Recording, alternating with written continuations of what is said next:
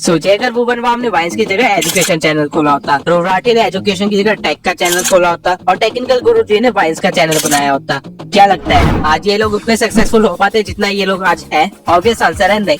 लेकिन ये सारे आज दुनिया के सबसे बड़े क्रिएटर्स में काउंट होते हैं क्योंकि इन्होंने अपने लिए सही नीश चूज की थी। पर आप लोग पूरी तरह से कंफ्यूज है कि मैं क्या नीश चूज करूँ, क्या ट्रेंडिंग नीश में जाऊँ या फिर जहाँ पैसा ज्यादा मिल रहा है वहाँ पे जाऊँ, या फिर मुझे जो आता है वो करूँ, और अगर मुझे कुछ नहीं आता तो मैं क्या करूँ। आज की वीडियो में मैं आपको यही बताने वाला हूँ कि अपनी नीश किस तरह चूज करनी है जो कि आपको एक्चुअल में सक्सेसफुल बनाएगी।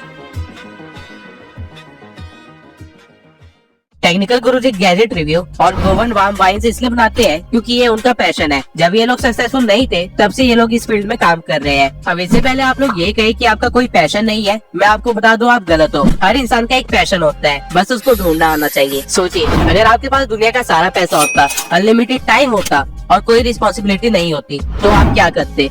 आपका जो भी आंसर है वही आपका रियल इंटरेस्ट है। और अगर आपके पास कोई आंसर नहीं है तो ये देखिए कि आप खाली टाइम में क्या करते हैं, या फिर अपने डेली लाइफ में ऐसा कौन सा काम करते हैं जो सबसे ज्यादा टाइम कंज्यूम करता है। ये चीज मूवी देखना, वॉक पे जाना, ओवर थिंकिंग जैसी छोटी चीजें भी हो सकती है और यही चीजें आपके सक्सेस की चाबी भी हो सकती है। आज के टाइम पे हर चीज पे कंटेंट बनाया जा सकता है और उसे मोनेटाइज भी किया जा सकता है। अब आपका जो भी पैशन, इंटरेस्ट या हॉबी है, आप उसकी एक लिस्ट बना लीजिए। अगर ये लिस्ट लंबी है तो कोई प्रॉब्लम की बात नहीं है, बल्कि और भी ज्यादा फायदा है। अब मैंने पैशन ढूंढने पे इतना फोकस क्यों किया है, इसका आंसर मैं लास्ट में दूंगा। तब तक हम चलते हैं अगले पॉइंट पे। अब आपके पास कई सारी चीजें होंगी जिसमें आपका इंटरेस्ट है या फिर जिसकी आपको थोड़ी सी नॉलेज है, लेकिन हम इन सारी चीजों पे अपना चैनल नहीं बना सकते, इसलिए हम लोग इसे और ज्यादा नैरो डाउन करेंगे। आपको ये पता करना है कि जो आपका इंटरेस्ट है उसके लिए कोई मार्केट अवेलेबल है या नहीं, और अगर नहीं है तो किस तरह उसको क्रिएट किया जा सकता है। इजी लैंग्वेज में समझाऊं तो मान लीजिए आपका इंटरेस्ट मूवी देखने में है और आप अच्छे से जानते हैं कि आपके आसपास जितने लोग हैं आप उन सबसे ज्यादा मूवीज देखते हैं, तो आपको मूवी मार्केट को थोड़ा सा एक्सप्लोर करना है। आपको देखना है कि मूवी से रिलेटेड किस किस चीजों की डिमांड है और क्या चीजें ट्रेंडिंग पे चल रही है। फॉर एग्जाम्पल मूवी से related summaries, recommendations, reviews, reactions, इन सब चीजों की डिमांड है, तो आप इसमें से कुछ भी अपने इंटरेस्ट के अकॉर्डिंग चूज कर सकते हैं। और जिन चीजों की डिमांड नहीं है उनकी डिमांड बनाई जा सकती है। फॉर एग्जाम्पल अब मूवी रिलीज होते टाइम किसी को नहीं जानना कि मूवी में क्या गलतियां हैं, लेकिन किसी के अंदर अगर कमियां निकालने का टैलेंट है तो उसने उस चीज को यूज किया और कंटेंट बनाया जिसको लोगों ने कंज्यूम भी किया। अब ये तो आप तब कर सकते हैं जब आपके पास ऑलरेडी एक एग्जिस्टिंग मार्केट हो, लेकिन जब आपके पास ऐसा कुछ ना हो तो आप क्या करेंगे? आपको अपने कंटेंट के लिए एक सुटेबल मार्केट देखनी है जिसके साथ आप ब्लेंड कर सके, लेकिन फिर भी आपकी यूनिकनेस बनी रहे। फॉर एग्जाम्पल मैंने कहा था कि ओवर थिंकिंग अगर किसी का पैशन है तो उस पर भी कंटेंट बनाया जा सकता है, और इसका एग्जाम्पल ये रहा। Dude, if I weigh 99 pounds and eat a pound of nachos, am I 1% nacho? What? If you drop soap on the floor, is the floor clean or is the soap dirty? Dude, what are you talking about? Apple made a car. Would it still have windows? Alright, I'm going to bed before I get a contact high. आप सबने ऐसी हजारों reel देखी होगी, लेकिन आपने कभी सोचा कि ये कितना सिंपल है, स्टिल कितना यूनिक आइडिया है? ठीक इसी तरह हर इंसान के मन में रोज हजारों थॉट्स आते हैं, लेकिन इसने अपने थॉट्स पे कंटेंट बनाया। अब ऑल्दो ये क्वेश्चंस काफी डीप होते हैं और इनके पीछे पूरी एक एक्सप्लेनेशन वीडियो भी बनाई जा सकती है जो कि एजुकेशन मार्केट का हिस्सा बन जाती, लेकिन इस क्रिएटर को पता था कि इसके पास एक्सप्लेनेशन का टैलेंट या पैशन नहीं है, तो इसने अपने कंटेंट को ह्यूमन मार्केट के साथ ब्लेंड कर दिया। अब नॉर्मली जब हम ह्यूमर की बात करते हैं तो दिमाग में सबसे पहले वाइन्स, फनी क्लिप्स, जोक्स, ऐसी चीजें आती है, लेकिन कोई नहीं सोच सकता था कि डीप क्वेश्चन को भी फनी वे में बनाया जा सकता है, या किसी की ओवर थिंकिंग भी कितनी इंटरेस्टिंग हो सकती है। ठीक इसी तरह आपको अपने हर इंटरेस्ट को अच्छे से एनालाइज करना है और हर मार्केट में अपॉर्चुनिटी देखनी है, और जहाँ पे ये दोनों चीजें मिल जाएंगी वहाँ आप अपने नीश के एक कदम और पास होंगे। अब हर चीज जिसकी मार्केट में डिमांड है जरूरी नहीं कि उसकी वैल्यू भी उतनी हो। नीश डिसाइड करते टाइम मनी हमेशा एक इम्पोर्टेंट फैक्टर रहेगा, लेकिन सिर्फ मनी के बेसिस पे अगर आप नीश डिसाइड करेंगे तो आपका फेल होना गारंटेड है। और रीजन आपकी वीडियो नहीं होगी बल्कि आपका माइंड होगा, क्योंकि जो चीज आप सिर्फ पैसों के लिए करते हैं उसे आप एज अ जॉब करते हैं, और अगर आपने यूट्यूब को एज अ जॉब किया तो कभी न कभी आप फ्रस्ट्रेट होकर इसे छोड़ने की कोशिश करेंगे या फिर नीश चेंज करते रह जाएंगे। यूट्यूब एक बिजनेस है ना कि जॉब, और बिजनेस हमेशा वही करना चाहिए जो आता हो, ना कि वो जो दिखने में अच्छा हो। यूट्यूब की हर नीश की वैल्यू अलग है, अगर मैं इनको सीक्वेंस में लगाऊं तो ये कुछ ऐसा बनेगा। अब मार्केट एनालिसिस के बाद आपको ये देखना है कि आप अपनी नीश से कितना जनरेट कर पाएंगे। अब आपको एक एग्जैक्ट नंबर तब तक पता नहीं चलेगा जब तक आपका चैनल मोनेटाइज नहीं हो जाता, लेकिन आप एक अप्रोक्स लेके चल सकते हैं जहाँ पे आप इस लिस्ट की मदद से और स्पॉन्सरशिप को ऐड करके खुद की एक लिस्ट तैयार कर सकते हैं। फॉर एग्जाम्पल एनिमेशन नीश में व्यूज तो बहुत आते हैं, लेकिन यूट्यूब से पैसे बहुत कम मिलते हैं। पर इसके स्पॉन्सरशिप में और कंटेंट क्रिएशन के वर्क में लाखों जनरेट किए जा सकते हैं। वही फाइनेंस में व्यूज तो कम आते हैं, लेकिन यूट्यूब से पैसे बहुत ज्यादा मिलते हैं और स्पॉन्सरशिप भी बहुत ज्यादा मिलती है। और ठीक इसी तरह टेक नीश में व्यूज मॉडरेट होते हैं और पैसे भी ठीक ठाक मिलते हैं और स्पॉन्सरशिप कम मिलते हैं।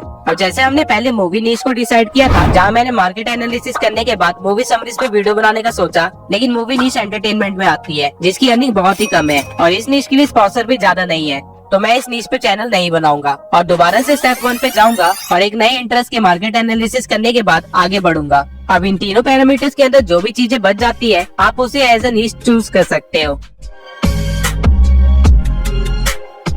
लेट्स अज्यूम आपने प्रीवियस सारे पॉइंट्स को फॉलो कर लिया और आपका कंक्लूजन निकला कि आप हेल्थ एंड फिटनेस से रिलेटेड चैनल खोलेंगे जहाँ पे आप एक्सरसाइजेस बताएंगे। लेकिन अब सोचिए कि क्या आप ये काम अगले 5 साल तक कर सकते हैं? क्या 5 साल बाद भी आप अपने ऑडियंस को कुछ यूनिक प्रोवाइड कर पाएंगे? बेसिकली हम 6 मसल्स को ट्रेन करते हैं। अगर आप 6 मसल्स के लिए 10 अलग अलग एक्सरसाइजेस भी बताएंगे, वो भी 10 अलग अलग वीडियोस में, और मान लेते हैं कि थोड़े चेंजेस करने के बाद आप इसे रिपीट भी कर लेते हैं, तो भी आप सिर्फ 120 वीडियोस ही बना पाएंगे, जो कि आप आराम से 1.5 साल के अंदर कवर कर लेंगे। फिर आप क्या करेंगे? क्योंकि दोबारा कंटेंट रिपीट करने के बाद चैनल डेड हो जाएगा। अब इस टाइम पे आपको अपने चैनल का नीश चेंज करके एक ब्लॉग चैनल बनाना पड़ जाएगा। और ठीक इसी तरह जहाँ आपने चैनल स्टार्ट करने के टाइम सोचा था कि सिर्फ 1-2 घंटे एक्सरसाइज करके रिकॉर्ड करके वीडियो डाल दूंगा, अब आपको पूरा दिन कैमरे के सामने रहना पड़ेगा। और हो सकता है कि ये चीज आपको लंबे टाइम तक पसंद ना आए, क्योंकि हम सब में से हर कोई इतना ज्यादा सोशल नहीं है। और वहीं दूसरी साइड जिसने मूवी समरी पे चैनल खोला होगा, वो 10 साल बाद भी यूनिक वीडियोस डाल सकता है। तो फिटनेस में पैसे तो ज्यादा है, जो कि आप 2 साल तक अच्छे खासा अर्न भी करेंगे, लेकिन फिर कंगाल होने लग जाएंगे। वही एंटरटेनमेंट नीश वाला 2 साल बाद भी अपना वीडियो डालता रहेगा और अगले 8 साल और काम करेगा, जिसकी वजह से अगले 8 साल वो और भी ज्यादा अर्न करेगा, जब आप कुछ नहीं कर रहे होंगे। इसलिए स्टार्टिंग में नीश डिसाइड करते टाइम उसको एज अ 5 ईयर प्लान सोचना, और जरूरत पड़ने पे आप इस नीश को किस तरह कन्वर्ट कर सकते हैं, ये भी ध्यान में रखना। और नीश कन्वर्ट करने के बाद वो चीज आपके लिए सूटेबल है भी या नहीं, इस चीज को अपना टॉप फैक्टर हमेशा रखना।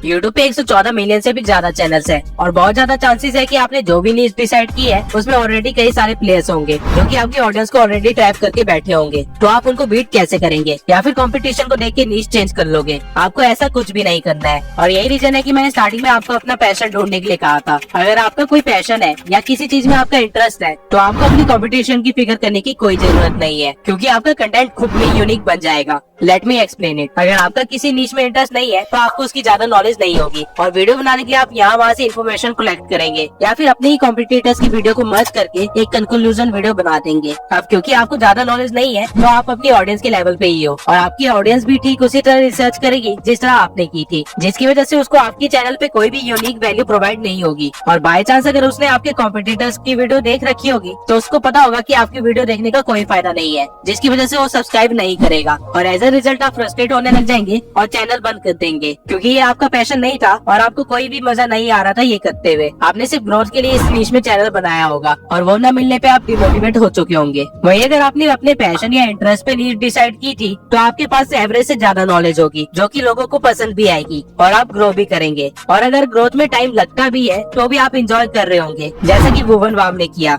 और इसका एक लाइव एग्जांपल आपके सामने मैं ही हूँ। मेरे से पहले ही मेरी नीश में कई सारे क्रिएटर्स हैं जो मिलियन सब्सक्राइबर्स के साथ बैठे हुए हैं और कई सारे क्रिएटर्स प्रेजेंट में मेरे से कई ज्यादा आगे हैं, लेकिन स्टिल आप लोग मेरी वीडियो देखते हैं क्योंकि मेरे इस नीश में इंटरेस्ट है और मेरे पास यूनिक वे अपनी नॉलेज प्रोवाइड करने का। और इसके अलावा मुझे वीडियोस बनाने में मजा भी आता है, इसलिए अगर मुझे व्यूज कम भी आ रहे होते तब भी मैं इसी एक्साइटमेंट और वैल्यू के साथ वीडियो बना रहा होता। आपको कॉम्पिटिटर की फिक्र सिर्फ तब करनी चाहिए जब आप किसी को एग्जैक्टली कॉपी कर रहे हो। अगर आपका थोड़ा सा भी किसी कंटेंट में अपना स्टाइल है, तो आपको कॉम्पिटिटर से फर्क नहीं पड़ेगा। अब मैंने शॉर्ट टर्म से लेकर लॉन्ग टर्म तक वो सारे फैक्टर्स कवर कर लिए हैं जो आपको ध्यान में रखने चाहिए अपनी नीश डिसाइड करते टाइम।